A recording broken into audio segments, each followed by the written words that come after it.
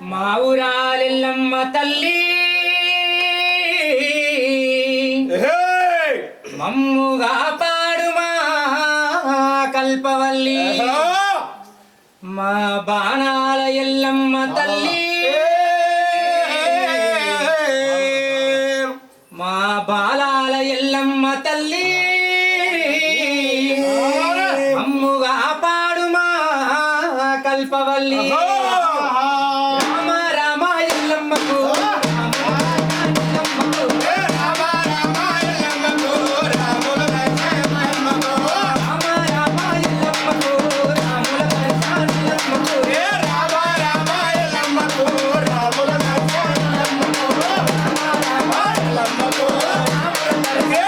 Lama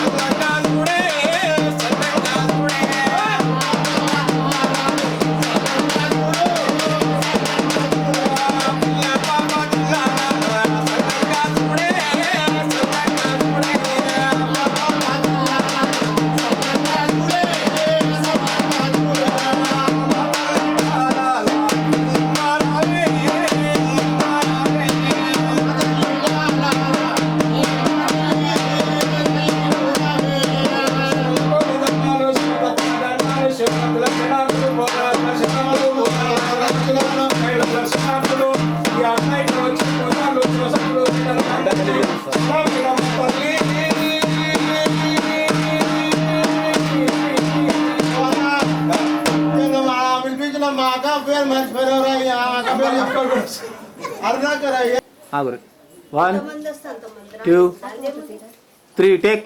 చూస్తున్నారు కదా మరి మన బడంపేటలో ఉన్నటువంటి బాలల ఎల్లమ్మ దగ్గరికి మరి ఎక్కడి నుంచో కళాకారులు కూడా వచ్చిరు బాలల ఎల్లమ్మని తలుచుకోనికి పాటలు పాడడానికి. వాళ్ళు కూడా చాలా ఉద్యమంలో తెలంగాణ ఉద్యమంలో మొట్టమొదటి నుంచి ఉన్నటువంటి వాళ్ళు కూడా ఈ తెలంగాణలో ఉన్నటువంటి దక్షిణ భారతదేశంలో ఉన్నటువంటి మన సంస్కృతి మన సాంప్రదాయం తెలంగాణలో మాత్రం ఈ బోనాల పండుగ అనేది మన సంస్కృతి మన సాంప్రదాయం.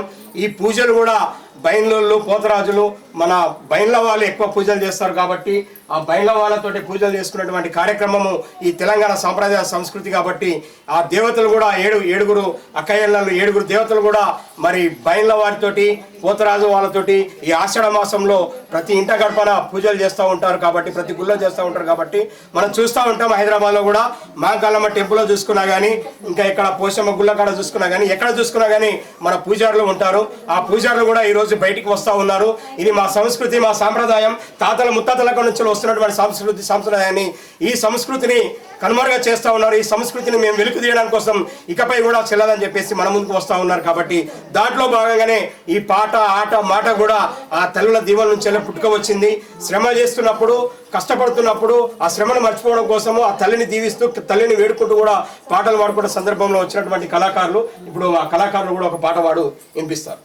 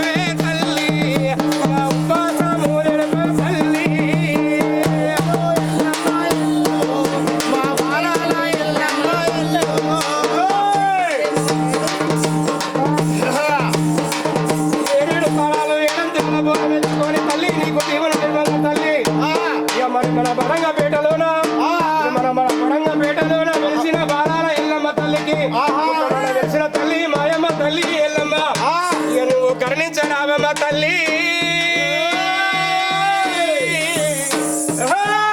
రావే రావే రావే తల్లి మా ఎల్లమ్మ రాజులు వెలువంగానే ఎల్లమ్మ రావే రావే రావే తల్లి రాజులు వెలువంగానే